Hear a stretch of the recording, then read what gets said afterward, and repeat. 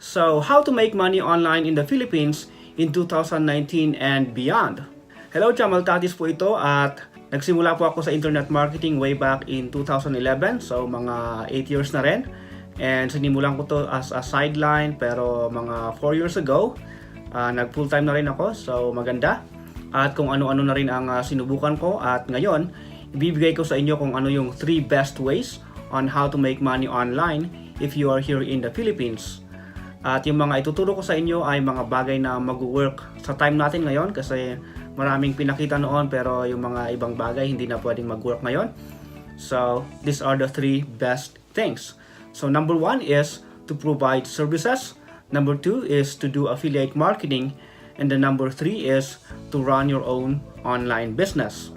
So, magsimula tayo dito sa number 1 which is providing services. So, sa providing services, meron din itong dalawang category. So, pwede kang mag-work as full-time. So, pwede kang maging full-time employee sa isang company or isang business owner. Or pwede ka rin maging isang freelancer. So, i-explain ko muna yung pagiging full-time employee. So, dito para ka rin isang employee sa isang company wherein meron kang time in and time out at mini-measure yung work hours mo at doon ka binabayaran. At syempre dito required kang magtrabaho from a certain hour to end of the day, something like that. At ang kagandahan nga nito stable yung income mo. So para ka rin nagtatrabaho sa isang company, sabi ko nga. At kung ano yung napag-usapan nyo na monthly income mo ay siguradong makukuha mo yon. At pwede ka rin magkaroon ng overtime pay at bonus pay. So depende na rin sa boss mo yan. Ang medyo hassle lang dito kasi nga usually yung mga boss dito ay galing sa US o sa mga western countries. At yung time zone nila ay halos baliktad dito sa atin. So yung daytime nila ay gabi sa atin. Kaya most of the time pag pumasok ka bilang service provider or regular employee online, magtatrabaho ka sa gabi at matutulog ka sa daytime. So para ka rin nasa call center.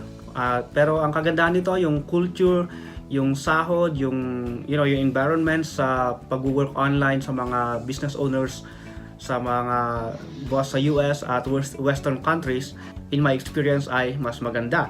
So hindi katulad nung nasa call center. Ako rin galing din ako sa call center. Alam ko yung hirap, yung pressure, yung stress and all that. Hindi ganun ka-stressful pag nag-work ka online. So ito yung pinaka first way which is my most recommended na pwede mong umpisahan, especially pag nag-uumpisa ka pa lang sa online.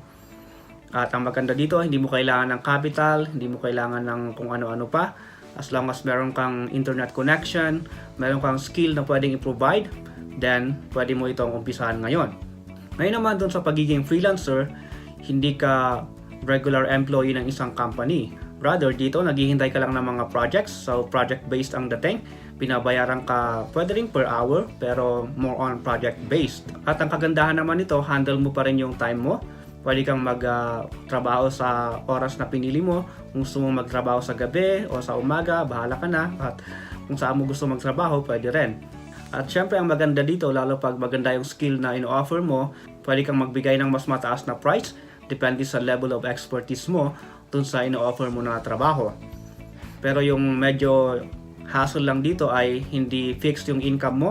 So nakadepende yan sa dami ng projects na makukuha mo or may risk din syempre na pwedeng sa isang month ay hindi masyado or pwede pang wala. But again, ang maganda dito pwede ring pagkaya mong mag-receive ng mas marami pang project, then of course mas marami kang kikitain. So yun yung providing services, and personally hanggang ngayon sideline ko pa rin yung nagpo-provide ng services. So again, this is something that you can do on the side kahit may trabaho ka na or may sarili ka ng business. So yun yung number 1. So proceed naman tayo ngayon sa number 2 which is doing affiliate marketing. Pag sinabi naman nating affiliate marketing, nagbebenta ka ng product ng iba and then nagkakaroon ka naman ngayon ng commission. Ang kagandahan naman nito, hindi mo na kailangan gumawa ng sarili mong product, hindi mo na kailangan mag-deliver, sumagot sa mga support at kung ano-ano pa. Ang gagawin mo lang, magre-recommend ng isang product, pwede mo itong i-review and then i-recommend sa mga tao. At pag binili nila yon galing sa'yo, then magkakaroon ka ng commission. Sa affiliate marketing, bibigyan ka ng affiliate link which is your unique link para matrack yung mga orders or yung sales galing sa'yo. At yung mga commission depende sa product. Sa iba merong 50% commission, may 25% commission, at meron pang up to 75% commission. At again, ang maganda dito ay halos wala ka nang gagawin, magre-recommend ka lang ng product at magkakaroon ka na ngayon ng commission. But as easy as it sounds, hindi rin ganun kadali dahil maraming competition, maraming gumagawa nito at maraming nagpo-promote ng product na gusto mo ring i-promote. So, although madaling gawin, yung competition naman ay hindi ganun kadali. Pero pag habang ginagawa mo to at magiging kilala ka na sa yung industry, magkakaroon ka na ng followers, then magkakaroon ka na rin ng mga target buyers na pwedeng maniwala sa'yo at lahat ng i-recommend mo ay bibilhin nila. And ito yung isang ginagawa ko ngayon at meron na akong a circle of followers and nasa video niche ako, sa video marketing niche, at halos lahat ng ino-offer ko as affiliate ay kinukuha nila kasi trusted na nila ako at halos lahat ng sasabihin ko ay of course pinaniniwalaan na nila. Alright, so yun yung pangalawa. Proceed naman tayo sa pangatlo, and the third of which is my favorite, and this is to set up or to run your own online business. At hahatiin ko rin ito ng dalawa kasi pwede mo itong gawin locally at pwede mo itong gawin din online. So pag meron kang local business, like pag meron kang physical product or whatever product na binibenta mo locally, like dito sa Pilipinas o sa city nyo, sa lugar niyo, then pwede mong gamitin yung power of internet marketing, yung social media para magkaroon ng wider reach at mas marami kang customer na mabebentahan or mai-invite para i-avail yung products and services nyo. Magandang example dito yung kaibigan ko na real estate broker. So, nag-run siya ng ads, nag-post siya sa Facebook, at yun nga, through social media, nagkaroon siya ng maraming sales sa kanyang real estate business. And pwede mo rin itong gawin, like for example, meron kang restaurant, coffee shop, or may mga binibenta ka na damit, or mga produkto na ginawa mo, then of course, pwede mong gamitin yung power ng internet marketing at social media para mas makabenta ka rin. Now, let's come to doing this globally as well. And actually, ito yung ginagawa ko ngayon. Gumagawa ako ng mga online courses at binibenta ko naman ito globally. At ang kagandahan nito, hindi lang limited sa Pilipinas yung mga customer ko, kundi from anyone from around the world. And dahil digital product, ang gagawin lang nila, magbabayad, syempre mag-i-enroll sa membership site ko at ma-access na nila yung product from my website. And pwede rin ito pag may binibenta ka na any digital product like, I don't know, like designs, graphic designs, videos, music, and all those things. So I said there are 3 pero gusto ko lang magbanggit ng isa pa. Meron din tayong tinatawag na drop shipping. And personally, hindi ko ginagawa ito, although may mga alam ako na gumagawa nito sa Pilipinas. And yung idea nito parang buy and sell yung dating, pero mas high-tech yung dating niya. Kasi may mga technologies, website, and may mga apps na gagamitin ka para hindi mo na kailangang physically i-order yung mga product or puntahan yung product physically. Basta may mga gagamitin kang tools para i-buy and sell yung mga products at magkakaroon ka ng kita. But again, hindi rin ganun kadali ito. Kailangan i-test mo pa yung product, i-test mo yung market.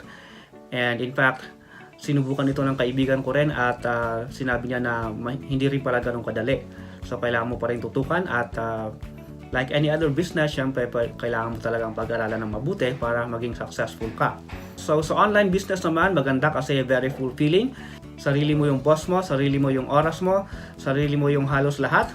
But again, sa running ng online business naman, of course, kailangan mong mag-invest ng pera saka time kasi halos ikaw yung magko-control ng lahat. But again, once naging successful na yung business mo at maganda na, then it's very fulfilling, plus mas mataas talaga yung kita mo compared sa nagtatrabaho ka lang ng mga regular jobs. So yep, those are the 3 best ways on how to make money online in the Philippines in 2019 and beyond. Syempre marami pang iba dyan, but personally I don't really recommend them. Dati sinubukan ko yung pay to click, nag-enroll din ako sa mga paid online surveys at kung ano-ano pa dyan, but I can tell you that they are not worth it. Rather, if you're serious in making money online in the Philippines, then mag-focus lang kayo sa mga bagay na sinabi ko, which are you provide services, you do affiliate marketing, and probably you run your own business. So if you want to learn more about these things, sa mga bagay na binanggit ko, like kung ano ba yung dapat mong simulan, ano ba yung para sa'yo, or ano ba yung magandang pipiliin mong strategy para kumita ka online, then meron akong upcoming webinar, and i-click mo lang yung link na makikita mo sa post na ito. Pwedeng nasa taas or sa gilid, sa baba, whatever. Basta hanapin mo lang yung link na ilalagay ko sa post na ito At i-click mo yan at may sign up form dyan at makikita mo yung mga details ng webinar. Ilalagay mo lang yung email address mo and then manonotify ka kung kailan magsisimula yung webinar. And by the way, free itong webinar ito and I'm really putting a lot of effort in this webinar. Marami kang matututunan dito. Kaya kung seryoso ka na matuto kung paano kumita online, I highly recommend na attendan mo itong webinar na ito. And dito sa webinar, may mga exciting things na mangyayari kasi magkakaroon tayo ng contest and pipili ako ng attendees na bibigyan ko ng coupon sa Lazada, which is exciting. So you have the chance to win that. So I highly recommend that you join this webinar. Aside from that, pipili rin ako na magkakaroon ng access sa aking upcoming premium training about internet marketing in the Philippines. So yup, just check out that webinar. At pag nagustuhan mo tong video na ito, gusto ko ring makarinig ng feedback sa'yo. Like for example, kumikita ka na rin online dito sa Pilipinas, maybe you can share your experience kung anong currently ginagawa mo. Just add a comment below para i-share mo rin yung experience mo. Or kung may question ka, like hindi mo pa nasubukan kumita online at gusto mo pang matuto, any questions na gusto mong tanungin, gusto mong malaman, you can just ask by adding your comment below. Also, I want to ask a favor from you. Paki-share naman tong video na ito para mas marami pang Pilipino ang makakita at matuto kung paano kumita online. And pag hindi mo pa ginawa, paki-like din yung page natin na Pinoy Internet Marketing kasi mag-upload pa ako ng mga free videos at magbibigay ako ng maraming tips on how to make money online here in the Philippines.